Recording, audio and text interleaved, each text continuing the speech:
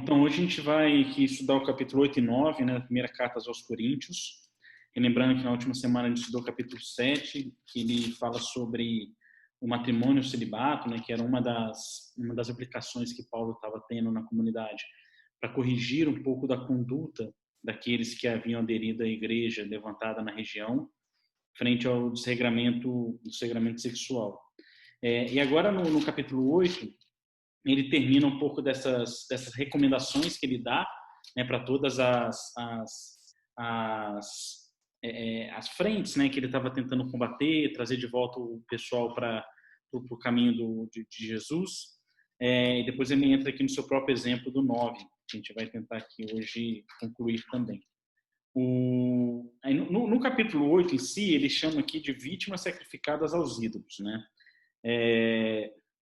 Era muito comum, né, na cultura da época judaica, a questão do sacrifício, né? Então a gente lembra lá lá no Antigo Testamento tem diversas passagens da Torá que conta de sacrifícios que eram feitos aos ídolos, né, aos deuses, nos templos. E aí Paulo aqui ele dá mais uma recomendação no geral, falando sobre combatendo esses pseudo-sábios, né? Então tinha lá muita gente entendida da religião da época, né? Dos conhecimentos, né? Dos livros, e colocavam esses conhecimentos ao uso do grupo, da população, para aplicar essas escrituras seguindo costumes ritualísticos, né? E Paulo aqui já combatia através da instrução, e ele fala isso lá no capítulo 6, que estudou mais para trás, né, que não importa, né, o que fazem, o que importa é o atendimento às leis divinas, né? Então ele já combate um pouco dessa questão dos rituais, e aqui ele aprofunda um pouco nessa questão, principalmente quando ele fala aqui dos sábios, né, dos sabidos, né, desses pseudo-sábios que entendiam como a questão da religião era compreendida na época. No versículo de 1 a 3, né, a introdução que ele fala a respeito da carne imolada aos ídolos. É sabido que todos temos conhecimento, porém o conhecimento infla ao passo que o amor edifica, né? Então, aqui, e aí ele continua: se alguém pensa que já tem conhecido alguma coisa, ainda não conhece como se deve. Ao contrário, se alguém ama a Deus, é conhecido por Deus, né? Então aqui ele separa muito já a questão material e espiritual, né? Porque o amor edifica a alma, né? O amor que edifica o espírito na sua elevação, né? O conhecimento ele infla, né? Então e aqui ele não está falando, certamente o Paulo não está falando daquele conhecimento que a doutrina espírita nos explica das duas asas, né? As duas asas do anjo, né? A evolução intelectual e a evolução espiritual, né? Ele não está falando aqui da evolução intelectual das pessoas, mas desse conhecimento, desse pseudo-conhecimento das coisas, né? Então, eu sei como funciona tal coisa, então me sigam dessa forma, porque é assim que diz e a palavra é minha. E aí Paulo aqui ele combate que a palavra não está nos homens, no conhecimento dos homens, porque é o que ele fala no 3. Aquele que ama a Deus é conhecido por Deus, né? Então essa reflexão dos Espíritos. E aí lá no livro Caminho, Verdade e Vida, né, do Emmanuel, no capítulo 152, tem um trecho que completa um pouco dessa primeira chamada de Paulo aqui do versículo 1 ao 3, né? Que ele fala assim: a ciência pode estar cheia de poder, então é o conhecimento que infla, né? Esse poder do conhecimento, né? A ciência pode estar cheia de poder, mas só o amor beneficia. Então, essa primeira frase aqui que o Emmanuel escreve já é aqui um espelho dessa frase que o Paulo fala, né? O conhecimento infla ao passo que o amor edifica. E ele segue: a ciência em todas as épocas conseguiu inúmeras expressões evolutivas. Vemo-la no mundo exibindo realizações que pareciam quase inatingíveis. Máquinas enormes cruzam os ares e o fundo dos oceanos. A palavra é transmitida sem fios a longas distâncias. A imprensa difunde raciocínios mundiais. Mas para essa mesma ciência, pouco importa que o homem lhe use os frutos para o bem ou para o mal. não compreende o desinteresse nem a finalidade santa. O amor, porém, aproxima-se de seus labores e retifica-os, conferindo-lhe a consciência do bem. Ensina que cada máquina deve servir como utilidade divina, no caminho dos homens, para Deus, que somente se deveriam transmitir a palavra edificante como dádiva do Altíssimo, que apenas seria justa a publicação dos raciocínios elevados para o esforço redentor das criaturas. Né? Então, essa é uma reflexão importante, porque o mundo adquire acesso aos conhecimentos, mas fruto do orgulho humano, esse conhecimento se infla, fazendo com que o amor edificante não seja praticado. Né? A gente pode se recordar aqui da questão da radioatividade. Havia uma necessidade do aparelho do raio-x para ajudar os espíritos encarnados a prognosticarem doenças, poderem tratar os seus corpos para lhe garantir a continuidade da sua existência corporal para a sua evolução espiritual. O homem, com o amor edificante, usou desse conhecimento para o bem, ao ponto que o homem egoísta, inflado nesse conhecimento, usou para produzir uma bomba atômica que devastou todo um país no Japão em 1945. Então, é um exemplo aí desse primeiro item aqui que o Paulo fala. E eu não sei o que vocês aí marcaram.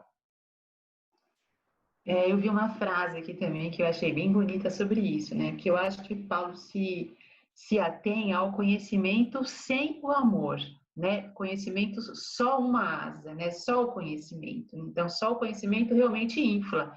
Se você tem conhecimento junto com o amor, aí não é inflar, aí é te dar apoio raciocinado para uma fé raciocinada, né? Para um crescimento e evolução espiritual. Você vai só na ciência, só nas provas científicas, acaba acontecendo isso mesmo, infla, né?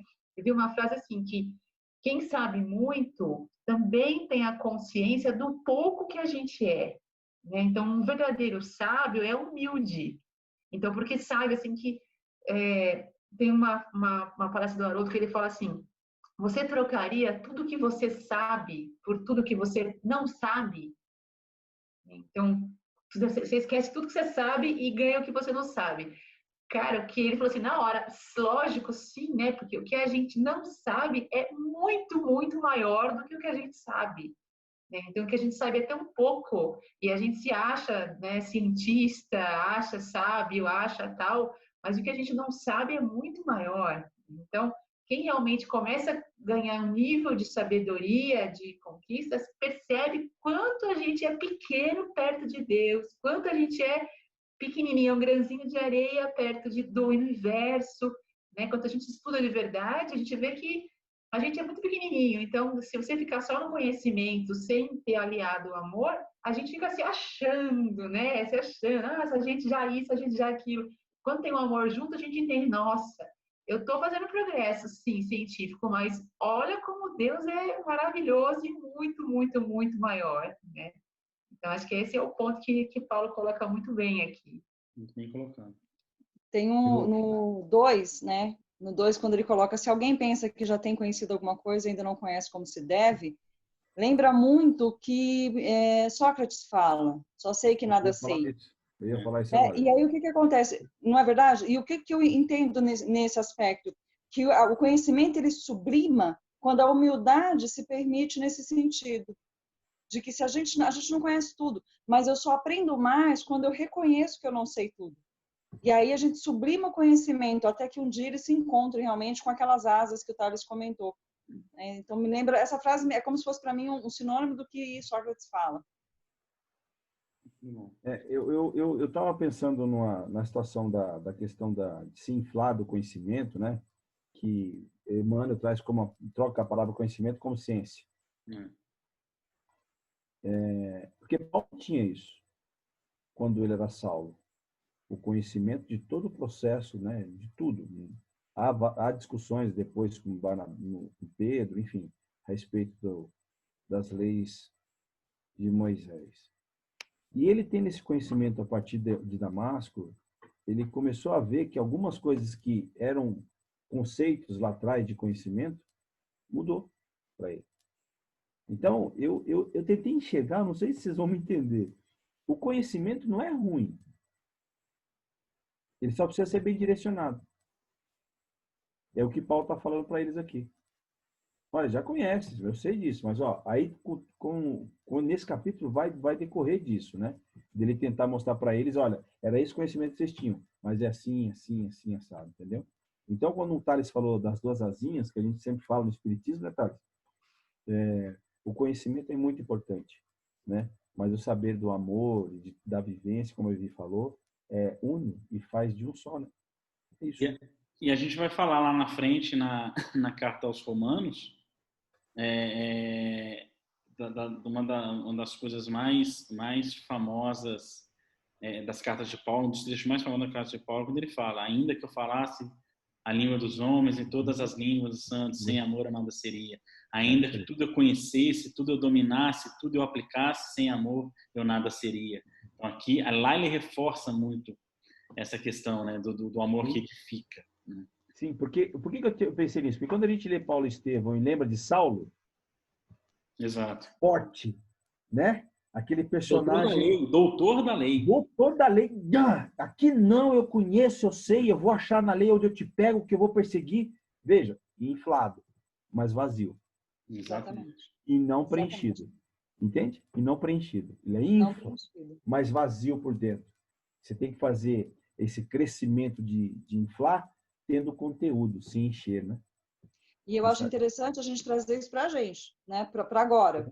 O que isso representa para nós hoje, por exemplo? O cuidado que eu preciso ter com pseudo-conhecimento, aquele que eu acho que eu tenho, mas se eu estou preparada para me abrir um conhecimento novo. Senão eu não aprendo, eu viro um copo cheio. E veja a questão emocional nisso. Quando a gente escuta uma palestra de alguém que conhece Haroldo, a gente se encanta. Não é verdade? Mas já ouviu um preto velho te dar um passe? Como é outra sensação? Não, nem compara. Você está me entendendo o que eu quero dizer? Não. Nossa, o conhecimento do Haroldo nos encanta, nos faz caminhar. Tem frases do Haroldo que eu peguei da minha vida. Mas veja a diferença não estou dizendo que o Haroldo não tem conteúdo, não é isso. Mas o inflar do conhecimento nos encanta. Mas o preencher do amor de um preto velho, lá na cabaninha dele, onde ele te abraça, isso você chora. Não é verdade? Aí é o conhecimento que transcende, né? É o amor, é o sublime. E aí não tem palavra para explicar. Não tem. E é bonito que eu acho que Paulo fala isso com muita propriedade, né? Sim, é por isso que essa carta aos Romanos também, que o Thales citou, que a gente vai chegar e tal, é totalmente a vida dele, né? Por isso que é uma coisa tão forte, tão bonita, né? Porque ele se vê antes como muito sábio, só que realmente inflado, e depois passa a ser ali um qualquer ali, assim, um mendigo. Você olha para ele, não é mais aquele porte, aquele cheio de carruagem. A história daquela do mundo, pompa. ele mesmo diz, né? História do mundo. Exatamente. Ele né, trabalha de tecelão, não sei o quê. O negócio fica assim, lá para baixo em termos de pompa da sociedade, mas ele vai ficando realmente depois cheio de amor, né? Eu lembrei agora de uma cena de um filme, não sei se vocês assistiram um filme do Divaldo. Sim, tem uma hora maravilhoso. que tem uma desobsessão. Maravilhoso. E tem uma pessoa tentando convencer o espírito pela palavra, né? Pelos argumentos raciocínicos. Aí não, vamos chamar agora a dona fulaninha aqui e tal, e aí ela vai, meu filho, tal, e aí, de repente, ela fala assim 5, 6 frases e amolece o espírito, né, gente? E ela é analfabeta, bonito, né? Ela é analfabeta. Analfabeta. Aí eu lembrei, na hora eu fiquei, acho que uma das cenas que mais me tocou nesse filme, assim, foi isso. Falei, ai, gente, olha, é isso que eu queria mesmo. Olha que coisa linda. Unir essas duas coisas é o ideal, né? É incrível aquela cena, foi muito bonita. Maravilhosa. E tanto que é interessante. Você viu o comentário do autor aqui, do cara na Bíblia, aqui no 8.1? Inflar ou inchar é encher de ar, envaidecer-se, sem substância. Edificar é fazer obra sólida, em favor da comunidade. O conhecimento apenas não basta.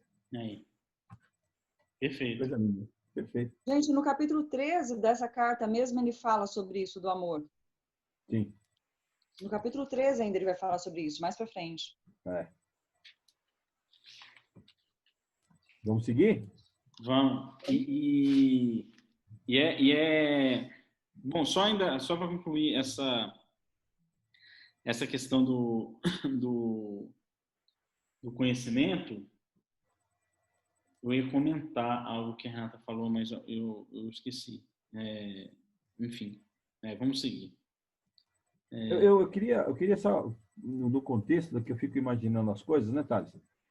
Eu lembro, eu li alguma coisa da questão judaica, que na época, quando era Páscoa, né? Páscoa, lá, todos iam para o templo, certo? E no caminho,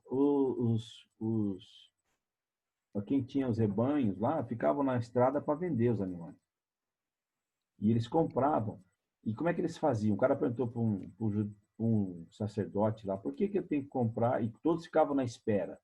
Até os reis, quem tinha mais posse. E ele falou assim, porque aqui mostra para eles que para ter um animal e sacrificar lá no templo, todos são iguais.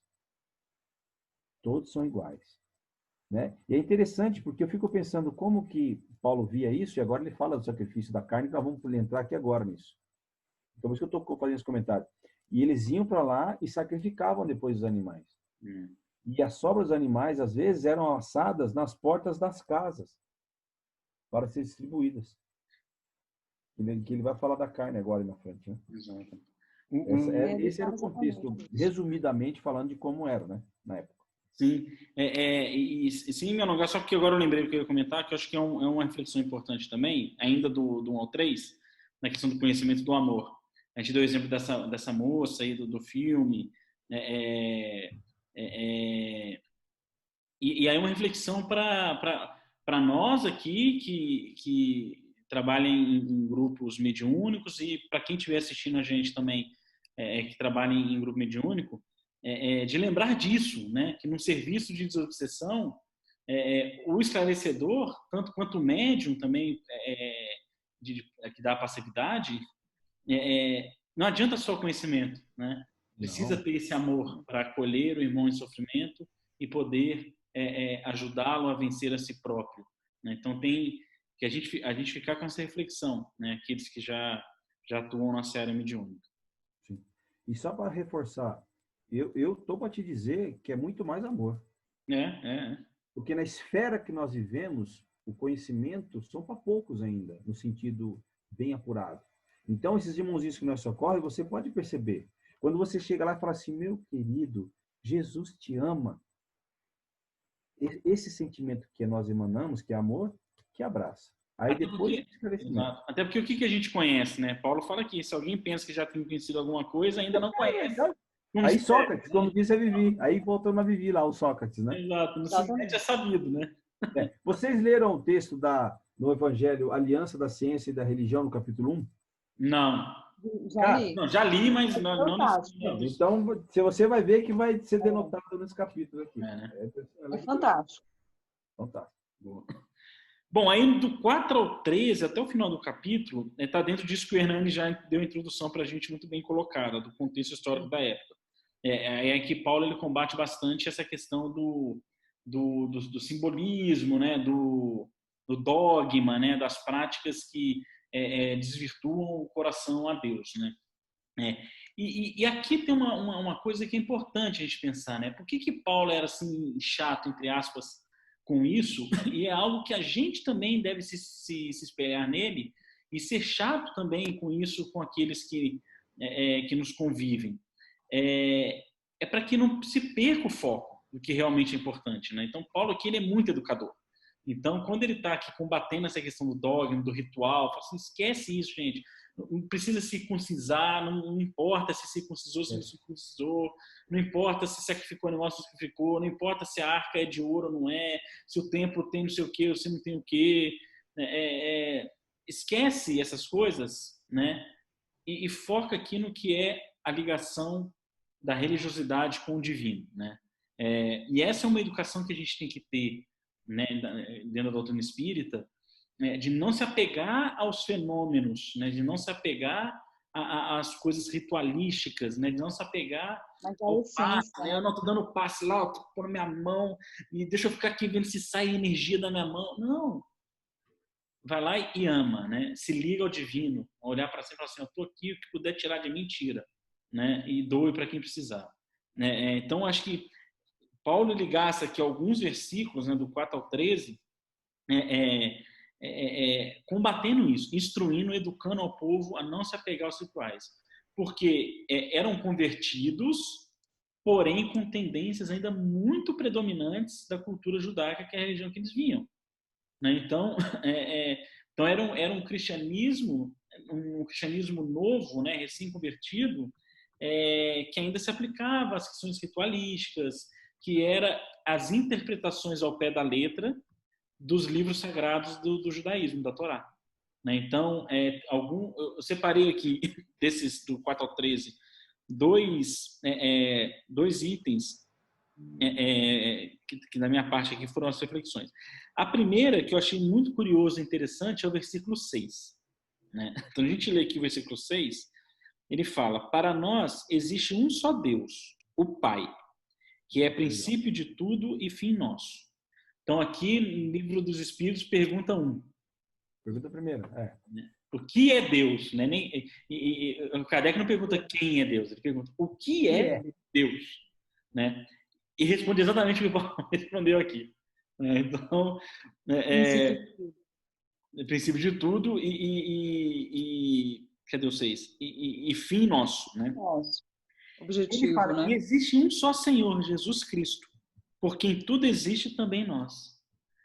Agora, olha que interessante nesse 6. Né? Aqui, Paulo, ele claramente refuta uma das crenças do catolicismo, que Deus e Jesus é uma coisa só. Sim. Paulo está dizendo aqui, existe um só Deus, o Pai, e um só Senhor, Jesus Cristo. Né? Então, assim, eu quando li, eu fiquei assim bastante intrigado, porque eu vou até um conhecido que é pastor evangélico, que eu tenho contato com ele, eu quero conversar um dia com ele para entender a visão deles disso, né? Porque Paulo claramente refuta aqui, né? Ele fala, não, existe um só Deus. E aqui não tem interpretação de texto, né? Tá claro, né? Tá claro, tá aqui. Existe um só Deus e um só Senhor, que é Jesus Cristo. Mas não fala que são a mesma coisa, né? Então me chamou muita atenção esses 6 aqui, né? Um pouquinho que a doutrina espírita também nos esclareceu. Deus é uma coisa, Jesus é outra, como nós somos todos irmãos. Ô, Thales, ainda um pouquinho nessa linha mesmo, no 5, eu também prestei atenção em outra coisa que eu achei muito espírita. Que além de falar que Deus, além dele falar de Deus e Jesus, que foi o 5 que fala, embora existissem no céu e na terra os chamados deuses, e há muitos deuses e senhores para nós, então ele vem falando de Deus depois, mas olha antes, ele fala sobre os espíritos, os espíritos protetores, os anjos guardiões, os espíritos de várias escalas aí da hierarquia espírita, além de Deus, Jesus, que é nosso Senhor, que é uma coisa individualizada, mas depois ele fala de vários deuses no céu e na terra. Olha que eu achei isso aí muito legal, muito espírita. Eu falei, olha, existem no céu e na terra vários deuses e muitos senhores. Então, eu falei, nossa, então ele está colocando uma paz, quer dizer, Deus, um só, que é o nosso início, tudo, é o nosso destino. Jesus que criou a terra, o planeta e também junto nós. E além disso, muitos deuses e senhores, tanto no céu como na terra. Então, assim, eu achei isso muito espírita, entendeu? Muito tudo a ver, assim, com esses deuses também. Achei lindo. Ô Thales, é interessante que você falou da questão do dogma da igreja, que não só da igreja, mas tem muitas pessoas que comparam Jesus como Deus, sendo Deus e Deus Jesus, né? E Haroldo faz uma explicação sobre isso no estudo da Gênesis, que ele fala a seguinte frase: você não tem nenhuma identidade a não ser com a sua relação com Deus. E aí ele fala que Jesus tinha uma relação tão profunda com o Pai que transmitiu o Pai. Veja como a sensação é de Deus. É por isso que tem esse dogma. E Jesus fala isso no Evangelho de Marcos. Ele fala, eu estou no Pai, o Pai está em mim. A relação. A relação... Porque o que Jesus fala em Marcos é exatamente isso. Ele fala assim, eu estou no Pai e o Pai está em mim, somos como uma coisa só.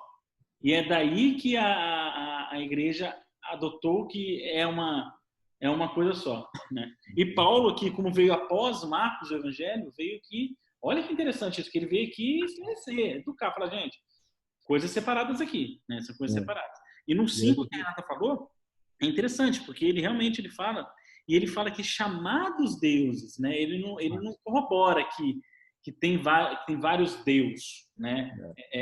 Várias entidades Deus. Ele tem aqui que são os chamados deuses, porque não se conhecia aqui na época, né? Não se tinha um conhecimento do mentor, do espírito, e tinha um monte de médium aqui interagindo com a espiritualidade maior, né? E causava essa confusão. Por quê? Porque a pneumatografia, a atividade mediúnica, a questão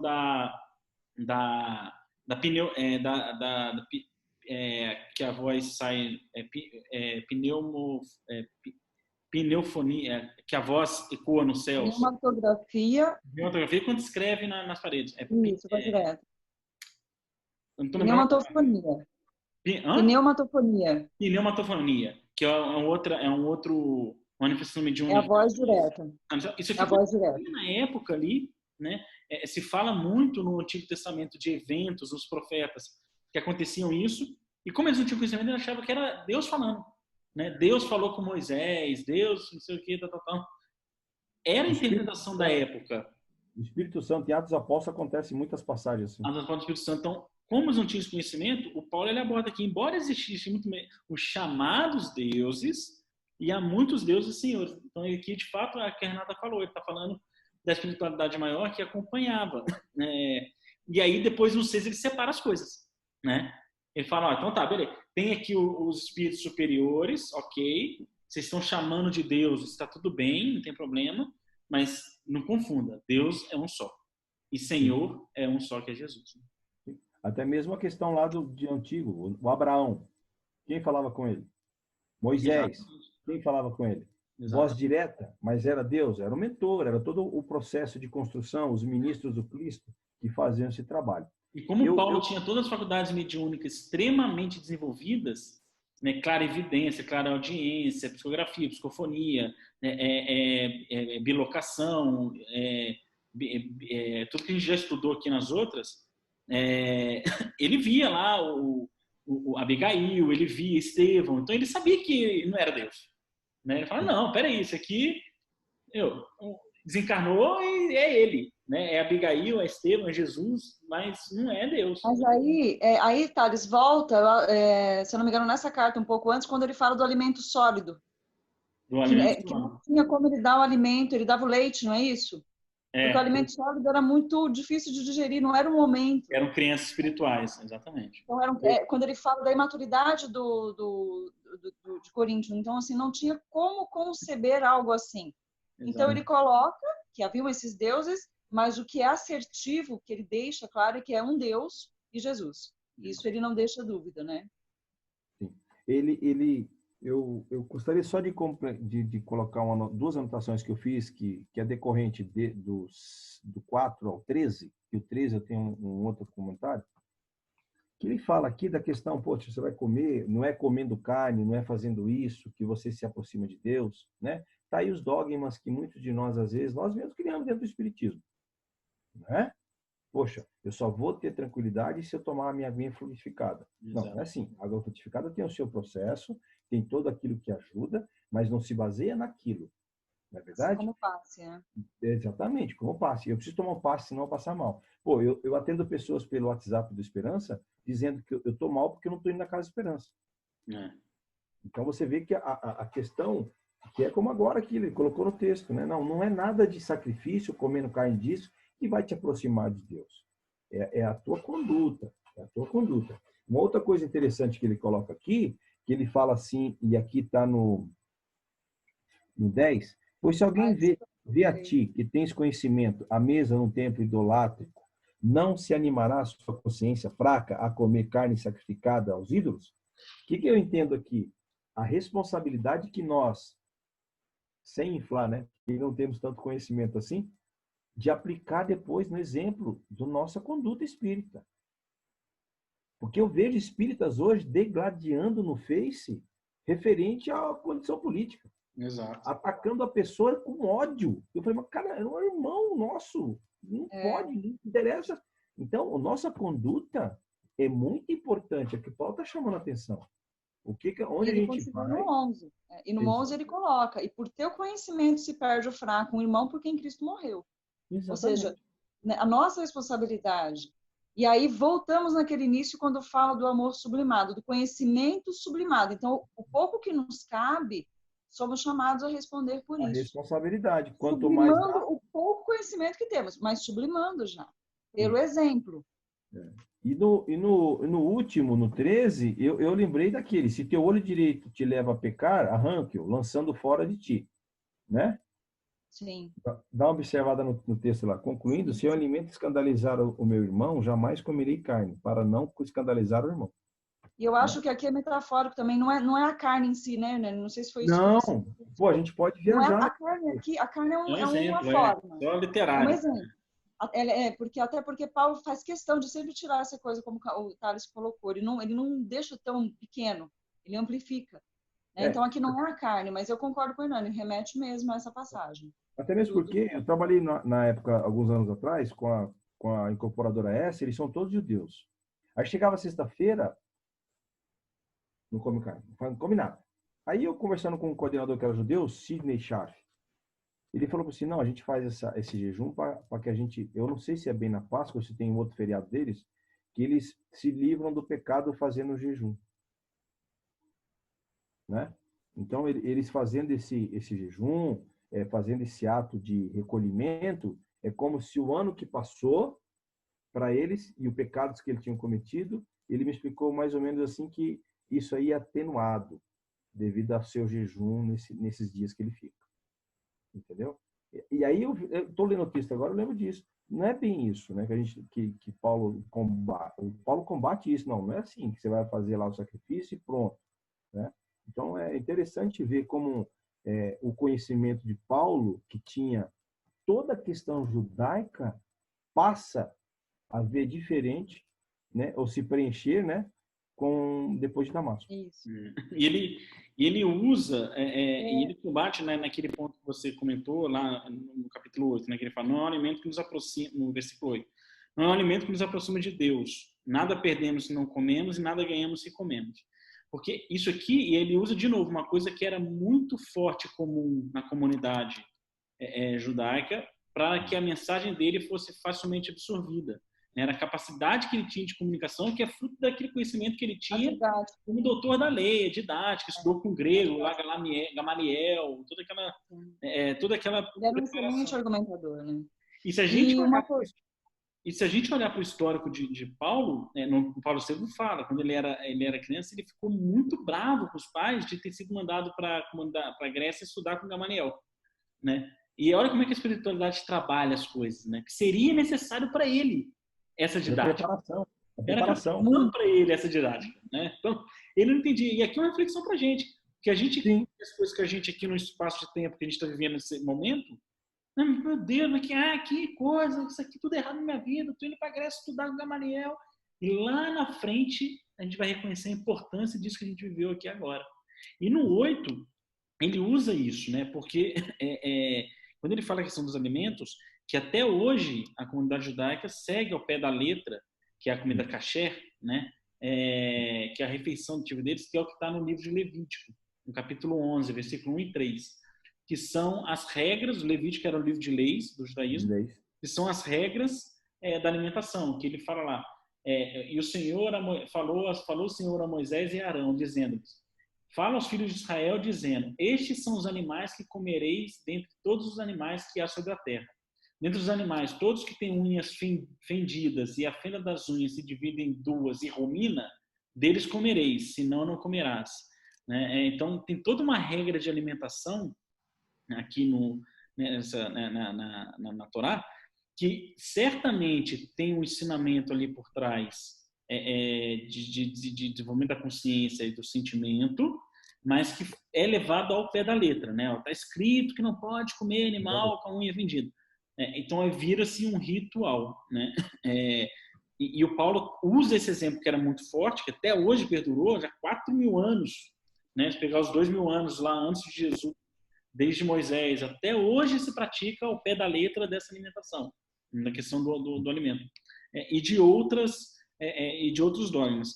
E é interessante, e aí até para a gente também aqui, na posição de como Paulo, de ser o questionador dos dogmas, né, é importante que a gente também não só condene e questione os dogmas, mas que a gente busque entender o que está por trás daquele dogma, né? Porque senão, na perfeição da obra divina, não teria sido colocado aquilo nos livros de leis, nos livros de Moisés, que era uma preparação para chegar. Necessário. Foi necessário à época. Foi necessário e tem que ter um fundamento por trás espiritual, não apenas ali mundano. A nossa capacidade de interpretação e entendimento é diferente. Então, eu já comentei aqui nos estudos que eu tenho um grande amigo judeu lá de Israel, que a gente conversa bastante sobre a religião deles, e eu me interesso particularmente bastante, que ele fala a questão do Shabá lá, do descansou, né, um sétimo dia, que não pode trabalhar, jejua, né? Então no Shabá eu não como e eu não trabalho. E tem uma outra parte na Torá que fala que assim como o Shabá são 7 dias na semana, a cada 6 anos, né, a cada 6 dias eu trabalho, eu me alimento e um dia eu não trabalho no alimento. Tem uma outra extrapolação desse conceito que eles falam para os agricultores. Então tem uma outra regra do judaísmo que é a cada 6 anos de plantios, no 7º ano eu não colho, eu planto, mas eu abro a minha colheita para todos, né? Eu não vou pegar aquela colheita para mim, né? Então eu não me alimento da colheita do plantio que eu fiz no 7º ano, que é o Shabá anual, assim como no 7º dia de cada semana tem esse jejum. E olha que interessante o fundamento por trás, né? Uma vez eu conversei com ele sobre isso. Ele falou assim: isso é um exercício para que nós toda semana exercitamos a confiança e a fé na providência divina. Porque eu vou ficar um dia sem trabalhar, um dia me alimentar, porque eu sei que no dia seguinte eu vou ter o alimento. Eu vou plantar e colher 6 anos, eu vou ficar um ano sem colher, porque eu sei que no ano seguinte eu vou ter o alimento. Interessante, então, né, Thales? Tem um ensinamento espiritual por trás, né? Depende dos olhos de como estamos vendo.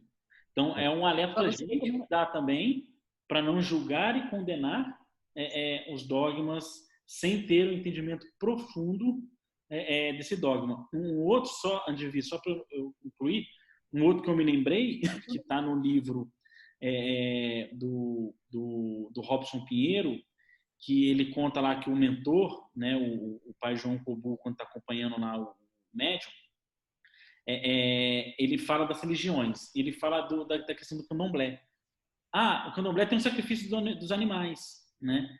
A gente aqui, a maioria de nós condena, né? Não, vai sacrificar a galinha, cortar lá, pôr numa tigela com sangue, tal. E aí o espírito no livro ele explica, ele fala assim: para entender de uma religião e formar uma opinião sobre ela, deve-se conversar com alguém que vive essa religião.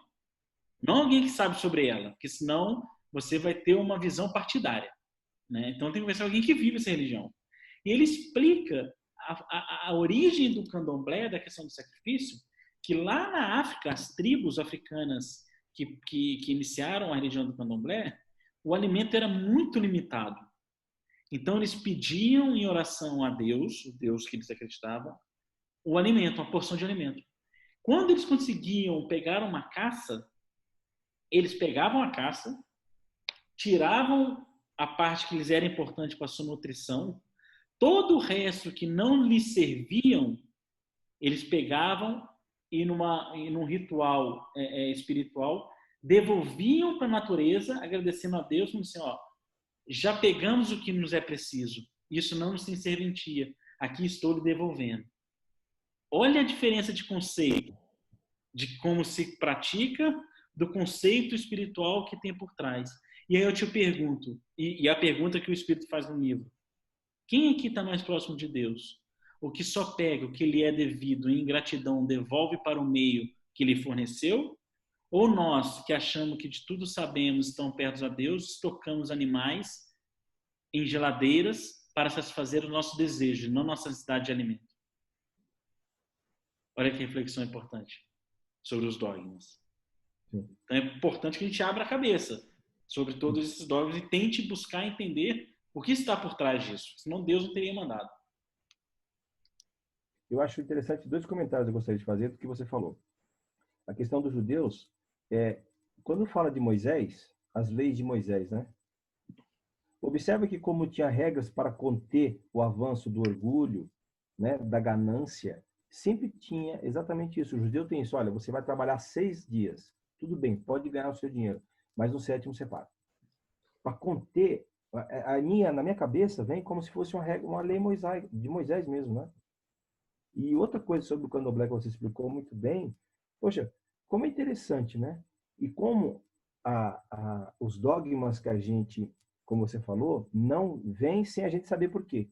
E eu lembro que Kardec fala, se não me engano, no livro que é o Espiritismo, que ele fala, poxa, se você quer conhecer o que estão sendo dito, leia e aí você critique.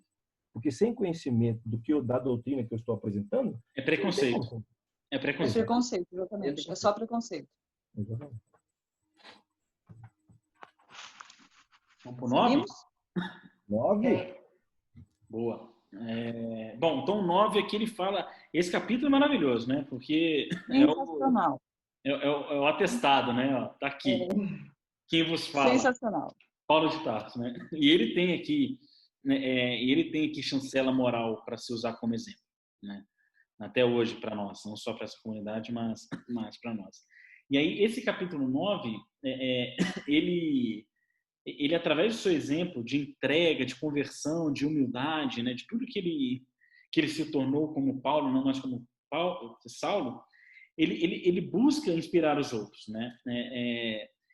E é o que nos move hoje, nosso grupo de estudo aqui, né? Então, até hoje, reflete no seu exemplo essa influência para seguirem a ele, né? Porque aqui ele está claramente falando, dando as chancelas dele, falando assim, me sigam que eu sei o que eu estou fazendo, né? Isso e é tão verdade que até hoje atinge a nós. Ele é uma figura inspiradora, né? E aqui tem uma particularidade bem minha, assim, que eu já falei isso lá no começo do nosso estudo, quando a gente começou a combinar, que o Paulo Estácio Minha é a figura aqui mais importante de todos os personagens do Evangelho, para mim, particular para mim. Porque ele não caminhou com Jesus, né? Ele não estava lá, do lado, já seguindo Jesus, né? Ele não escutou Jesus encarnado. Exatamente, assim como nós. Nós também não estávamos lá caminhando junto a Jesus, né? Seguindo ele. Não, estou aqui, mestre, te entendendo, estou te ouvindo, né? Sentindo a energia, sentindo... Porque, assim, converter-se ao cristianismo na presença do magnetismo de Jesus, há de convimos que é muito mais fácil, né? Se a gente vê relatos na doutrina espírita de mentores quando chega... Isso acontece com a gente, né? Sendo mediúnicos. A gente que é cheio de erro, cheio de pecado, cheio de sujeira nas nossas mentes, quando chega na reunião mediúnica comentou, todo mundo já se converge, já fica pequeno e já cede aquela luz, aquele magnetismo. Imagina o que era ver com Jesus, né? Então, caminhando. E Paulo não teve isso, né? E ainda assim, pelas escrituras que recebeu, se converteu dessa forma. E pela história que ele tinha. Porque Pedro tinha um temperamento explosivo, ok, todos nós temos.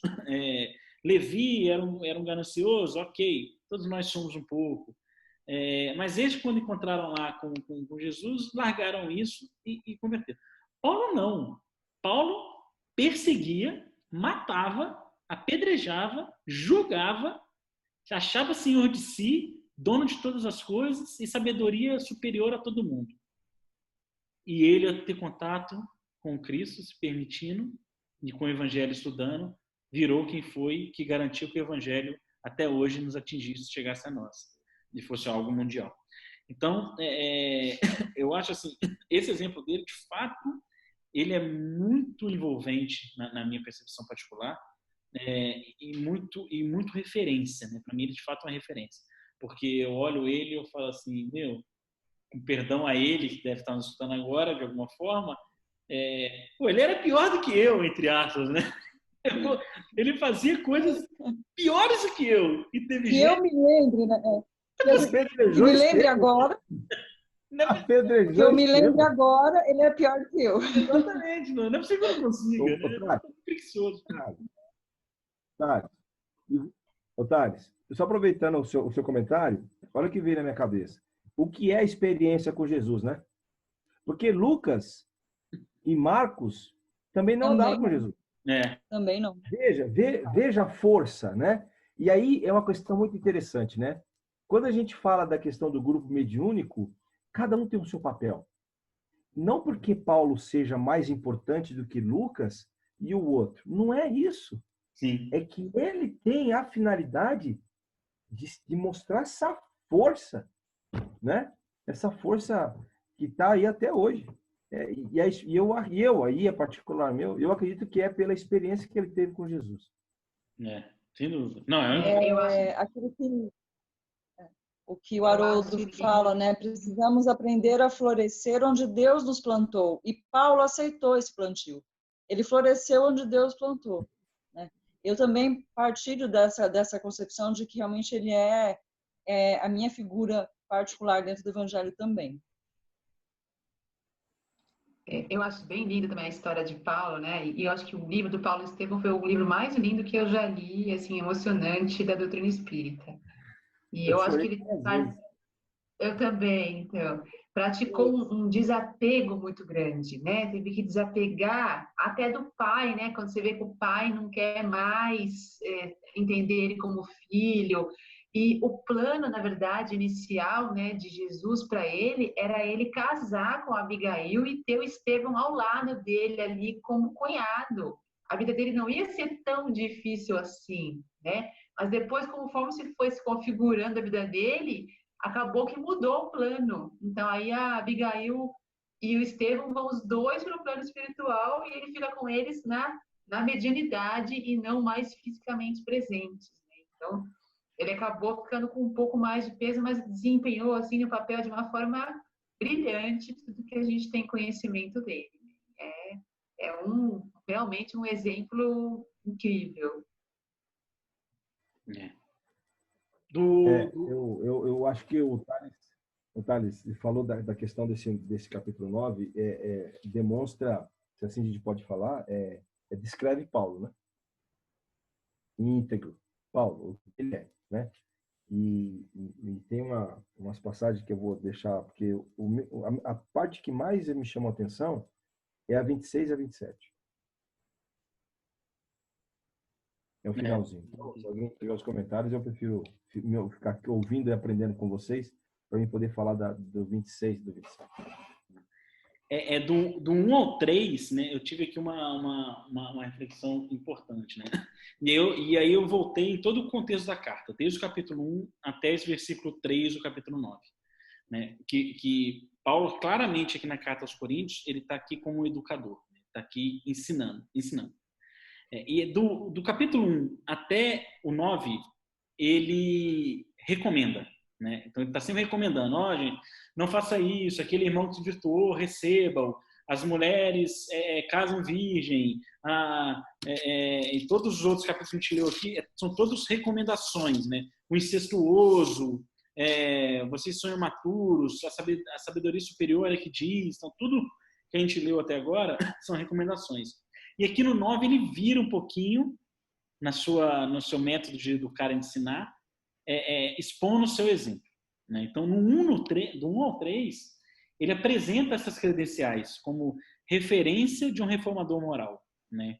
Ele fala, no entanto, não sou livre, não sou apóstolo, não vi Jesus, Senhor nosso, não sois vós, obra minha, serviço do Senhor. E aqui não tem orgulho, né? Aqui não tem se colocando como superior. Não, ele está mostrando a credencial dele. Né? É um mestre, não um mestre não o mestre Jesus, eu digo, ele é a referência moral ali daquela comunidade. Se para outros eu sou apóstolo, para vós eu sou. O selo do meu apostolado para o Senhor sois vós.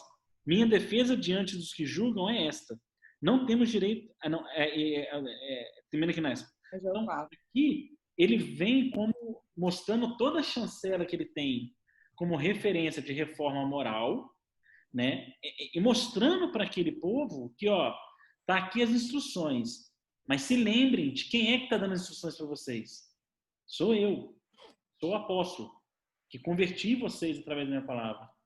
E aí, lá no livro dos Médiuns, no capítulo 3, que é um capítulo super interessante, que ele fala sobre o método, né? O Kardec está falando sobre o método mediúnico, né? No livro dos Médiuns. No capítulo 3, no item 18, que ele fala sobre o ensino. Olha que interessante essa frase do Erasto. Ele fala, que os adeptos não se assustem com a palavra ensino. Olha só, que os adeptos não se assustem com a palavra ensino. Então, estamos entrando na doutrina espírita, vamos trabalhar mediunicamente, estamos desenvolvendo a mediunidade, que a gente não se assuste com a palavra ensino. Então, que os adeptos do cristianismo aqui não se assustem, e Coríntios, com a palavra ensino. Não se ensina apenas do alto da cátedra ou da tribuna, mas também na simples conversação. Toda pessoa que procura persuadir outra por meio de explicações ou de próprias experiências, ensina.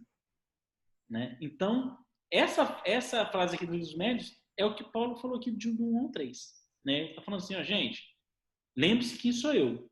Estou aqui para ensiná-los. E está aqui as minhas experiências. E antes do capítulo 1 até agora, ele usou da conversação e das explicações, das orientações. E agora ele vira para mostrar a sua experiência, para fechar esse conceito aqui como educador, como ensino, que no livro dos Médiuns nos é trazido. A bagagem cristã dele. A bagagem cristã dele, exatamente.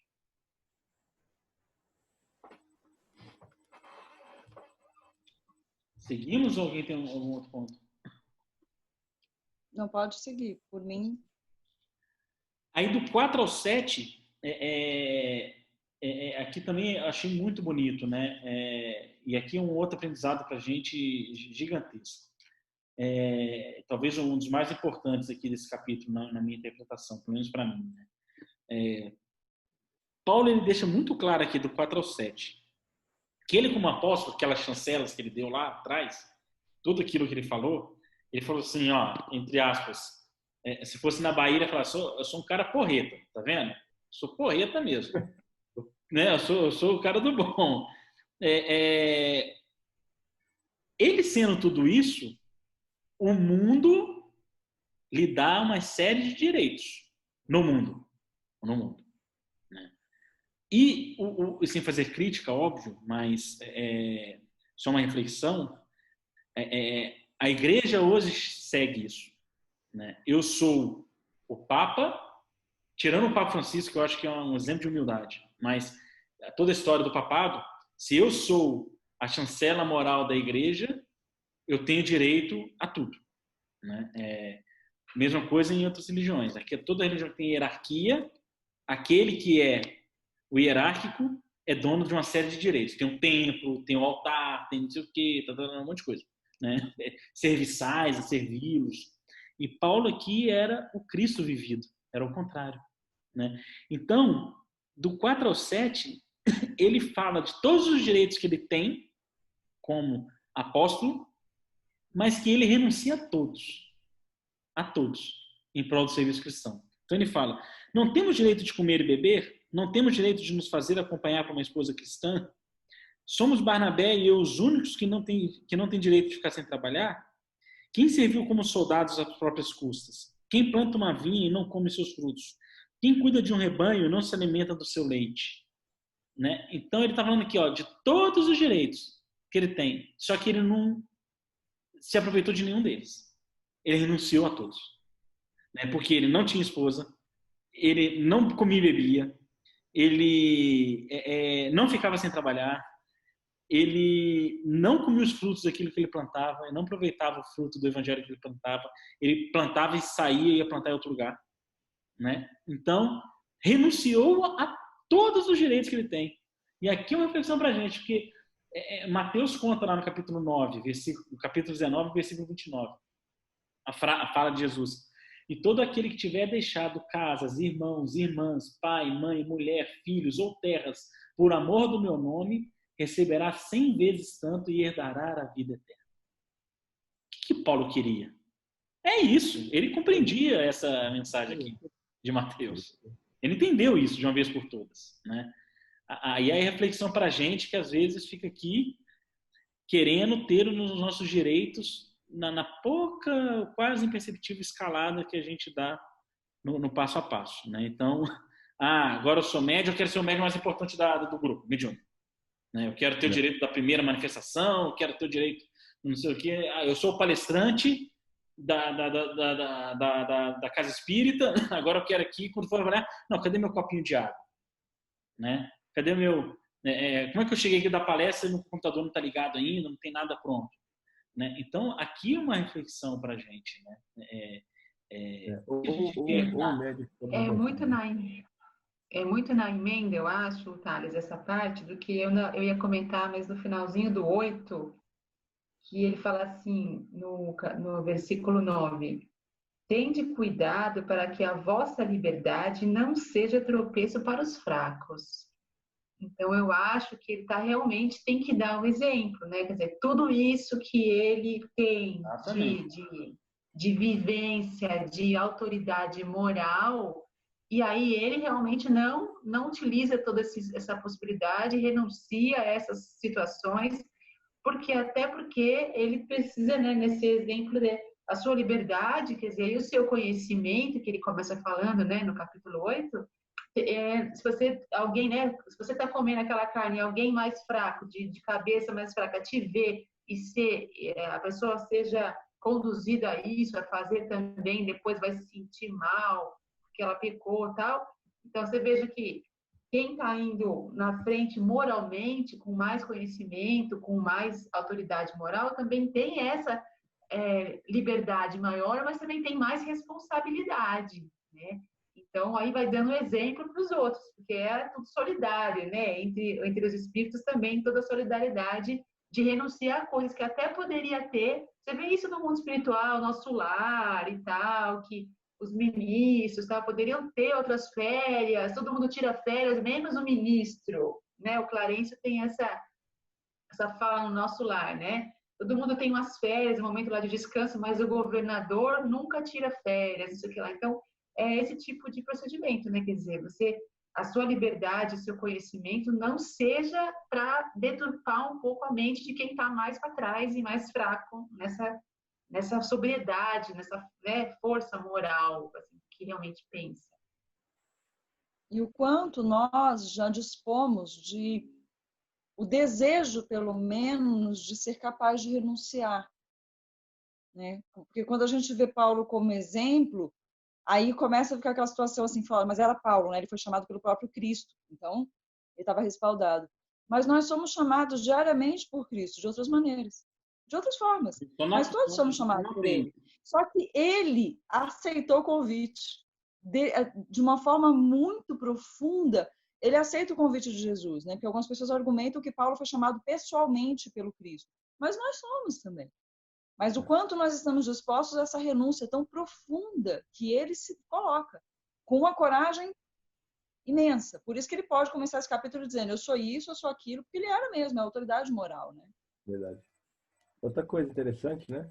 Quando o Thales falou do exemplo dos médiums que sobem no banquinho, que eu costumo dizer para os alunos quando eu estou no curso, médium subindo no banquinho, eu vou lá e aguento o pé no banco. Eu já faço para eles. Né?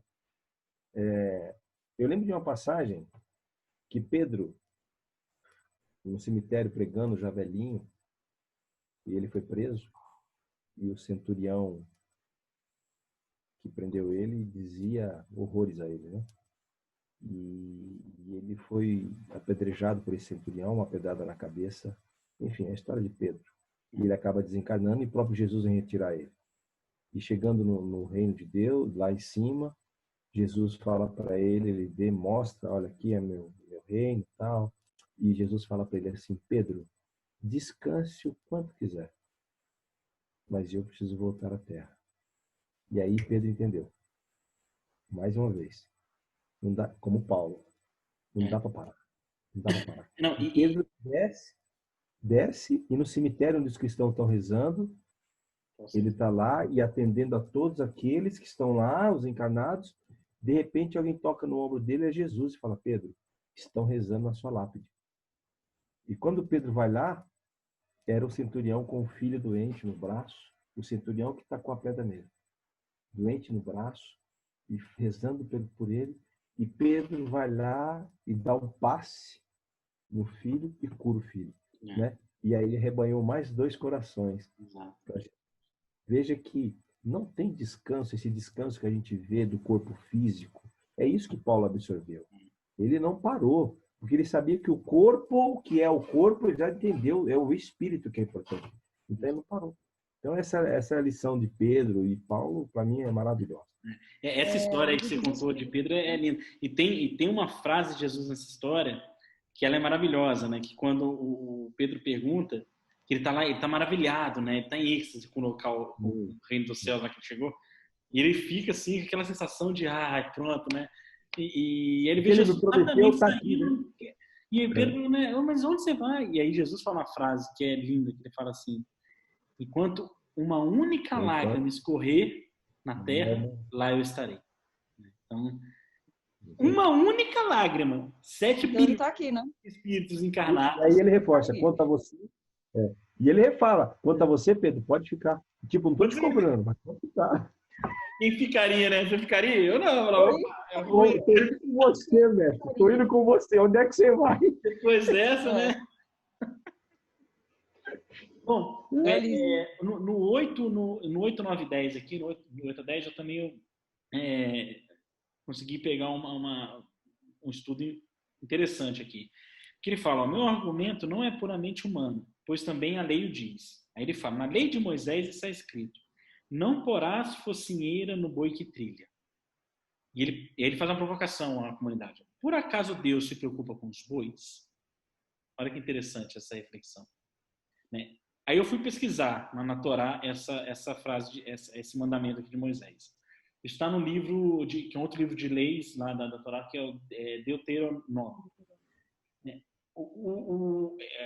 Nessa parte. O boi que trilha, eu fui atrás para estudar o que é esse boi que trilha. O boi que trilha era o boi que separava os grãos do trigo. Então, ele ia ele escolhia o trigo, colocava, e o boi ele ia andando, pisoteando e separando os grãos. E ele comia o grão do trigo. O que o pessoal fazia lá?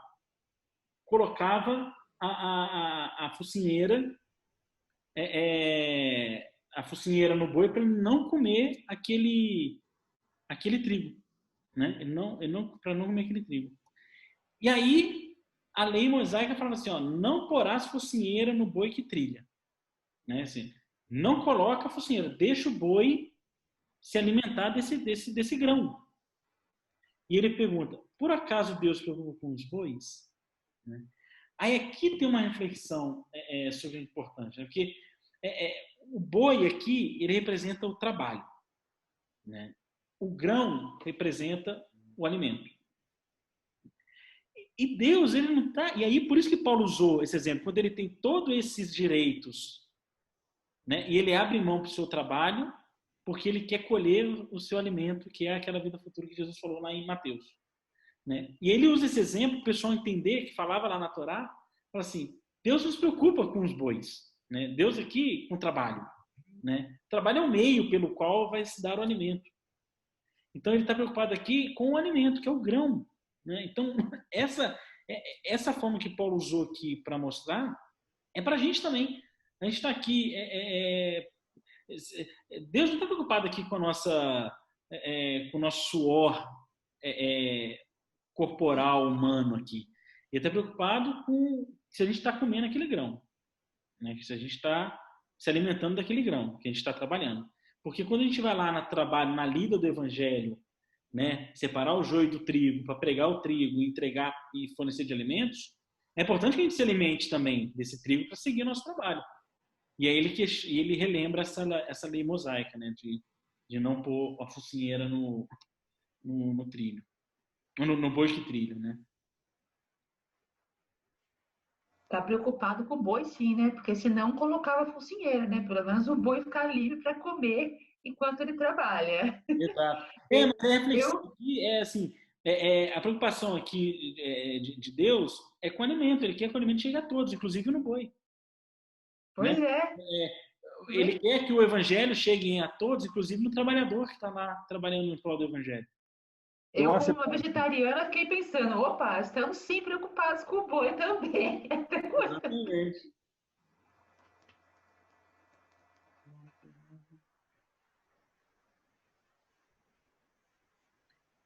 Bom, vamos lá. Alguém tem outro ponto aí? Eu tenho um outro lá no 14. Aqui ele vem aqui, ó. Do mesmo modo, o Senhor dispôs que os anunciadores da boa notícia vivam do seu anúncio. Olha que interessante isso, né? Belíssimo. Do mesmo modo, o Senhor dispôs, Senhor Jesus, que os anunciadores da boa nova vivam da boa nova, né? Vivam do seu anúncio, vivam do seu esforço, né? Da sua pregação do evangelho, que é lá o boi que trilha, né? O boi está lá trilhando o grão do evangelho, que ele viva daquele grão do evangelho. Não coloca a focinheira nele, não. Deixa ele também comer desse grão. E aqui fica claro, né? O evangelho aqui a reflexão do que o alimento da alma, né? O evangelho é o alimento da alma, né? E quando ele fala aqui que é o conceito de vida, que ele fala assim, que eles vivam do seu anúncio, né? Então aqui ele fala do conceito de vida, viva, que eles vivam do seu anúncio, que a vida daqueles que anunciam a boa nova, a boa notícia, seja alimentada por essa boa notícia, né? E aonde está a vida? No corpo ou na alma? Na alma. Espiritual, Né? novamente. Então, quando Jesus fala que o evangelho é o alimento da alma, né? Com esse alimento nós vamos viver a vida eterna. Nós vamos viver a vida eterna. No Evangelho segundo o Espiritismo, no capítulo Bem-aventurados puros de coração, item 19, tem a mensagem é o Espírito Protetor que chama aqui. Olha que interessante. Deixar vir a mim os pequeninos, pois tenho um alimento que fortalece os fracos. Deixar vir a mim aqueles que tímidos e débeis têm necessidade de amparo e consolo. Deixar vir a mim os ignorantes, para que eu os esclareça. Deixar vir a mim todos aqueles que sofrem, a multidão dos aflitos e dos infelizes. E eu lhes darei o grande remédio para amenizar os males da vida, revelando-lhe os segredos da cura de suas feridas. Qual é, meus amigos, esse bálsamo soberano possuidor da virtude por excelência? Esse bálsamo que se aplica sobre todas as chagas do coração e as cura. É o amor, é a caridade. Olha que interessante essa mensagem desse Espírito, porque aqui contém, quando a gente olha aqui Paulo falando de todos os direitos que ele tinha e ele não se aproveitava, né? E de todos os males do mundo que afligem as almas. Então, que ele fala, os pequenininhos, os fracos, os tímidos, os débeis, os que têm necessidade de amparo e consolo, os ignorantes, aqueles que sofrem, os aflitos, os infelizes. Então, ele fala que todas as chagas e males da alma, não estou falando nada de corpo aqui, estou falando da alma, e ele fala tudo que ele vai dar. Ele vai dar o grande remédio para amenizar os males da vida, curar as feridas. Então, se existe coisas que ele cita no início, que é o que pode tirar a nossa vida espiritual, existe o remédio para todas essas coisas, que é o evangelho, o amor e a caridade. Então, esse item aqui, 14, Paulo fala muito disso, né? É maravilhoso isso aqui, porque ele fala que os anunciadores da boa notícia vivam do seu anúncio. Eles não precisam comer, não. Precisa comer, claro. O seu corpo físico é um organismo vivo. Mas ele não está falando aqui do alimento para o corpo, né? Ele está falando aqui da vida. A vida é na alma, né? A vida eterna. sim. E eu fiz uma ligação com o 14, que é do mesmo modo que o Senhor dispõe dos anunciadores, que a gente possa ver disso, voltando no 2. porque ele termina o 2, lá no 2, no meio ele fala, para vós eu sou. Por quê? Porque ele já está se alimentando disso que está no 14. Ele consegue provar para eles que ele já vive disso, né? Exatamente. É o exemplo desse cara, do Paulo, né, cara? Ah, impressionante. É impressionante. E aí ele falando... Pode seguir? Pode? Ele falando ainda da boa notícia, o 16, que aqui traz uma reflexão de responsabilidade muito grande para a gente. Que ele fala, ó, anunciar a boa notícia não é para mim motivo de orgulho, mas obrigação que me incumbe. Ai de mim se eu não anunciar.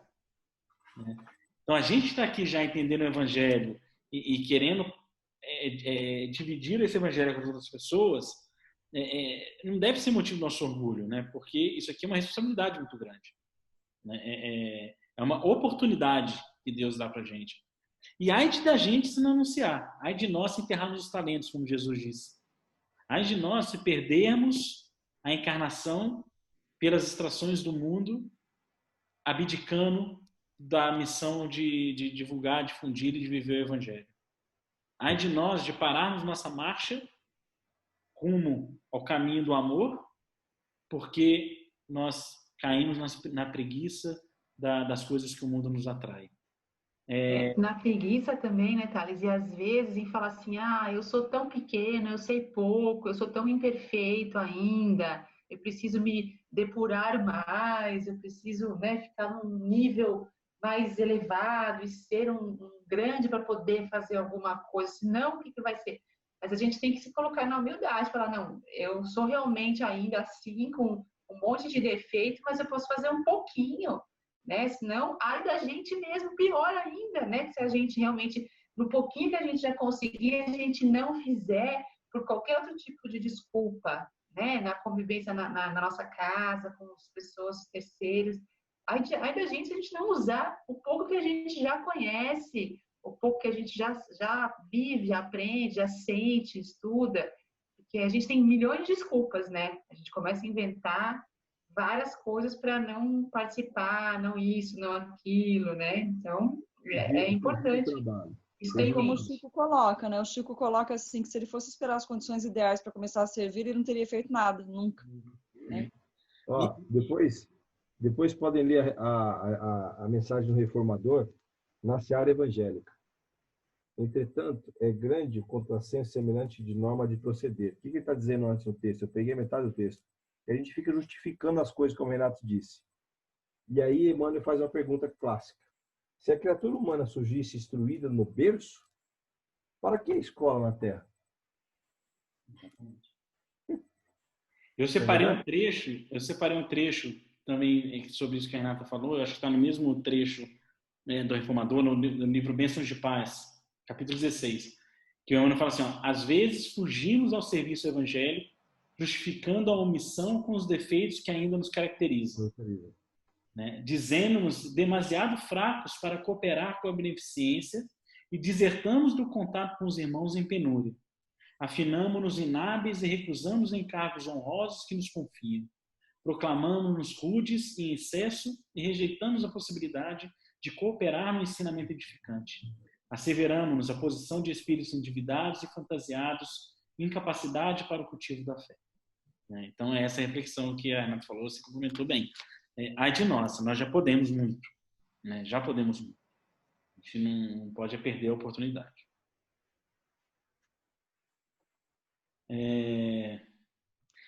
No 17 e no 18, também eu fiz uma anotação, ficou bem claro aqui para mim, né, ele deixa claro o papel dele de missionário, né, enquanto encarnado, e não de um espírito já iluminado que tinha um amor como iniciativa própria. Isso aqui tem uma diferença muito importante. Né? Aquele espírito iluminado que já tem um amor como iniciativa própria, igual ele fala, que ele fala assim, ó, se eu fizesse por iniciativa própria, receberia meu salário. Se não é por minha vontade, é porque me confiaram um encargo. Qual será então o meu salário? Anunciar gratuitamente a boa notícia, sem fazer uso do direito que seu anúncio me confere. Né? Então aqui tem uma separação de conceito super importante.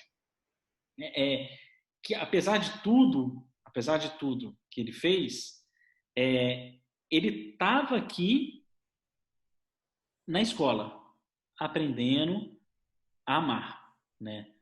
Porque aqueles que já tinham amor como iniciativa própria, que o Hernani leu agora aí no Reformador, né? Aqueles que nascem de berço prontos, para que a escola da terra? Né? E ele tinha, Paulo de Tarso, o exemplo de Abigail e Estevão, que não tinha necessidade nenhuma de trabalhar na terra.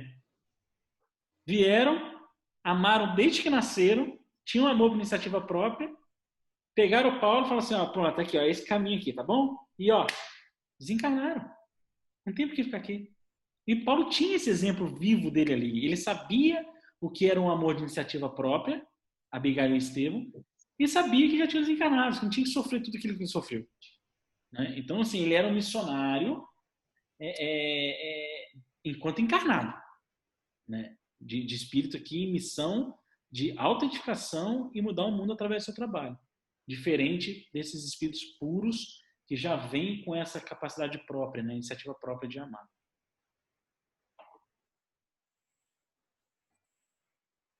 Bom, eu fico imaginando, eu tento trazer essas passagens que a gente fica lendo e os comentários que vocês fazem para a nossa vida de hoje, sabe? E aí eu fico pensando, quando você falou de Paulo, com essa força dele, eu fico imaginando onde é que a gente pode, de certa maneira, transparecer isso para as pessoas que estão à nossa volta, né? O Thales comentou uma vez, aí você falou, poxa, uma vez quando eu comecei no Espiritismo, eu queria doutrinar todo mundo, né? E não é isso. Não é? Entende? Não é isso. É emanar, né? É o inflar-se e se preencher e exemplificar nossa atitude. Nós estávamos falando hoje sobre isso, Thales. Poxa, o quanto eu mudei. Entende? Essa mudança é observada, né? É muito interessante, né? E quem sabe essa mudança nossa é um pouquinho de Paulo que a gente tem.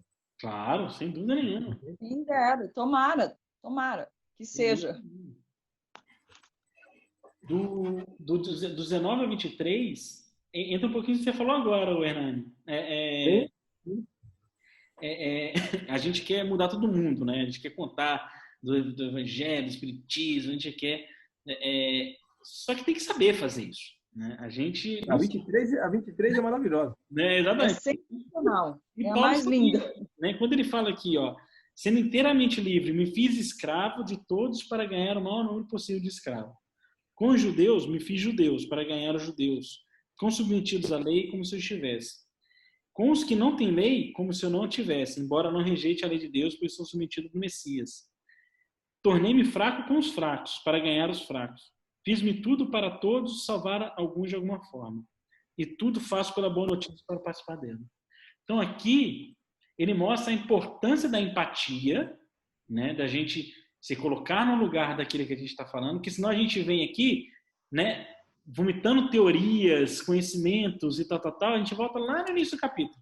Inflados, mas sem amor. Quer trazer um fraco para o evangelho? Torna-se um fraco. Né? Quer trazer um judeu para o evangelho? Torna-se um judeu, para que ele entenda. E Paulo entendia tanto disso, ele fala aqui com propriedade enorme, porque a gente acompanhou nessas 3 cartas que a gente está estudando, muito disso, do linguajar que ele usa, da forma que ele usa, como ele se direciona.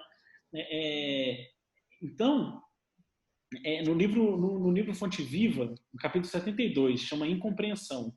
Compreensão. Né? Ele fala assim, descer para ajudar é a arte divina de quantos alcançaram conscienciosamente a vida mais alta. A luz ofuscante produz a cegueira. Né? E talvez Paulo tenha aprendido isso com a própria experiência com Jesus na porta da Damasco. Talvez Paulo tenha dito. Ele deve falar assim, se não tivesse Ananias no meu caminho, eu estava cego até hoje. Então, tomarei cuidado para aqueles que não puderem ter um Ananias no caminho. É interessante, na nossa convivência diária, familiar, trabalho, nós encontramos esses fracos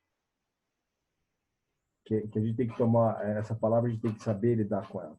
Que ainda não entende, ou que não enxergam, ou que estão cegos, que não encontraram Ananias, entende? Para a gente não se fazer por eles, de maneira que a gente possa ser para eles um Ananias. Deu para entender? Claro. A gente precisa. Ó, nesse mesmo texto, ele começa falando: a incompreensão indiscutivelmente é assim como a treva perante a luz. Entretanto, se a vocação da claridade te assinala o íntimo, olha que lindo, prossegue combatendo as sombras nos menores recantos do teu caminho. Ele não fala para você subir na montanha e todo mundo ficar falando assim: nossa, como Hernani já é luz. Não, não. Ele fala para você vir aqui embaixo. Trabalhar aqui nos menores pedaços. Comum de baixo. Lembra no livro de educação, André Luiz e o Gúbio, quando eles descem lá para encontrar Eles se ofuscam. Gregório. Eles se passam pelos os perversos lá, né? E aí o André Luiz eles diminuem. O André Luiz fala com o Gúbio: ô Gúbio, mostra sua luz aí. O Gúbio fala: não, meu filho. Eles diminuem. Não é assim, não. Eles diminuem a própria luz. Exatamente. Não é assim que funciona, não. Vamos ficar quietinho aqui e vamos mostrar. Eu fico pensando. E eu penso também quantos Ananias nos vêm buscar muitas vezes. Porque quão cegos ficamos. E como o mestre é generoso ao nos enviar, por exemplo, fico pensando quando os mentores chegam e nos despertam de alguma maneira. Ou quando a própria dor, no processo da vida, tira a cegueira e nos faz despertar. Então, na dor de Paulo, que foi ficar cego fisicamente, nós quantas vezes não somos moralmente, emocionalmente? E quantas vezes os Ananias que Cristo cria na nossa história não vêm para tirar as escamas dos nossos olhares, né? Ainda tão limitados. Sem isso, nós também não teríamos como cultivar uma luz para nós, para passar, lembrando sempre aquela situação, né? De que a gente está sempre numa posição, São Vicente de Paulo fala, em que ou estamos para ajudar ou para ser ajudados, independente da evolução. Né? Então, ora somos os Ananias que tiram a cegueira, ora somos Paulo cego procurando Ananias no caminho. Perfeito. E observa que interessante você falou, Vivi. Nós não sabemos da história de Ananias. Exato. Vamos buscar a história dele, você vai ver que vai ter os Ananias dele. Claro, olha como é uma corrente. É sempre uma corrente. Não tem separação de elos, né? Todo mundo opera. Muito interessante. Exatamente. Isso por si só já é um ensinamento imenso isso. Por si só já é um grande ensinamento. E esse 1923, uma outra reflexão super importante para todos nós que fazemos atendimento fraterno, seja numa tarefa em casa espírita, ou seja naqueles que nos procuram no dia a dia, socorrendo um conselho, um consolo, um auxílio. Que muitas das vezes vem um irmão sofrendo, a gente fala assim: olha, Kardec disse da lei de causa e efeito, que quando se causa algo, e aí na Gênesis também se reporta que, tá com dor, se coloca lá na dor dele. Meu irmão, eu também erro, também já sofri muito. Sim. Eu imagino que seja passar o que você está passando. Se eu ainda não tenho condição de imaginar, eu quero me colocar no lugar de poder entender o seu sofrimento. Não, fica aqui nessa coisa do conhecimento inflado e da pouca capacidade de amar. Thales, quando eu passei a minha prova, e eu falei assim, eu vou continuar trabalhando na casa espírita. Eu fui lá. De 10 atendimentos, 6 referia-se ao assunto. Aí eu falei, agora eu tenho base para falar para você o que é dor. É muito. É exatamente isso que você acabou de falar. Eu tudo faço pela Boa Nova, para participar dela. Eu acho que tem até outro sentido. Ele está dizendo assim, olha, eu vivo o Evangelho porque eu quero colher aquilo que ele acabou de dizer nos versículos anteriores. Eu quero colher essa Boa Nova depois, cara. Mas para isso eu tenho que fazer. Se eu estou aqui pregando, anunciando... É o boi. Se eu estou aqui exatamente, se eu estou aqui trilhando, né, e anunciando que Jesus consola os aflitos, eu quero ser um aflito consolado. Sim. Porque só assim eu vou ter experiência. Só assim eu vou ter experiência. Eu sou testemunha. E aí vem o nosso testemunho, né? É isso aí. Eu queria só comentar uma coisinha dessa parte aí, que eu achei muito bonita essa questão da empatia, né, que o Thales falou no começo, que a gente se colocar mais junto, né, de quem a gente convive, né, não para ir atrás de catequizar longe, mas de quem a gente convive, se colocar mais no lugar do outro, né, tipo, por exemplo, quem é mãe de filhos, de adolescentes, professor para o aluno, os colegas de trabalho, o chefe para o subordinado, e você colocar mais no lugar do outro, junto com o outro, né? Trocar os papéis, fazer esse exercício, como ele fala, ele foi lá com os judeus, com os fracos, se fez como eles, assim como Jesus, né? O verbo que se fez carne, assim como a gente, né? Se colocou junto aqui, caminhou com a gente durante um tempo para mostrar com o que é que faz, né? Porque às vezes a gente fica nesse blá blá blá e quando vem para a gente uma dor grande, um problema grande, desmonta tudo, blá blá blá, e não tem mais nada para ninguém, e aí chororô e desespero. Exatamente. Então, Pranto e ranger de a dente. gente, então. E aí, então, essa empatia é a gente exercitar isso no dia a dia, com o cônjuge, com o filho, com o vizinho, como seria se fosse o contrário? Ele deixa ele lá também com ele, entender do mundo dele, né? Participar do mundo daquela outra pessoa para falar o que eu posso tentar mostrar o evangelho para ele nas palavras dele, dos jovens, por exemplo, no mundo deles, das crianças, e tentar atingir a mensagem principal, sem ficar com essa coisa do livro isso, do livro aquilo, que é o mais importante da forma que a pessoa vai conseguir captar, né? Então, isso a gente tem isso em mente, não adianta ficar com blá, blá, blá, depois nem nós mesmos sustentamos as próprias pernas, né? Então, é mais se fazer pequeno e falar, vou para o seu mundo como Jesus fez com a gente. Isso aí. Bom, encerrando o capítulo aqui, do 24 ao 27, para mim ficou bem claro aqui, acho que duas mensagens importantes, sobre, acho que tem uma reflexão sobre a assertividade na série evangélica, né? O quanto assertivos nós somos, o quanto nós estamos correndo a carreira, como Paulo fala, rumo ao alvo, e quanto a gente está aqui dando volta, dando volta, dando volta, falando muito, fazendo pouco, igual a Renata falou agora. Eu acho que tem aqui dois conceitos do 24 ao 27 bem claros, que é serve e passa. Né? Serviu, seguiu, serve outro, segue, serve outro e segue. Porque quando a gente serve e para ficar esperando ver o resultado, a gente deixa de servir um outro alguém que precisa. Né? Então, Paulo, quando ele fala aqui, segue, serve e vai.